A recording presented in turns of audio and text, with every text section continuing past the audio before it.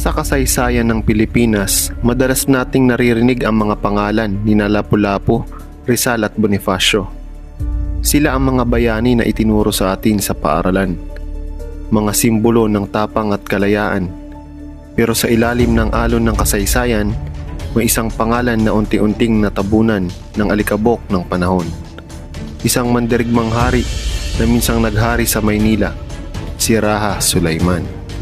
Ka-Junesday, kung bago ka pa lang dito sa channel, ay click mo muna ang subscribe para lagi kang kasali sa ating mga kwento at uploads. Bago pa man dumating ang mga Kastila, ang Maynila ay isa ng maunlad na kaharian. May kalakalan, kultura at mga batas.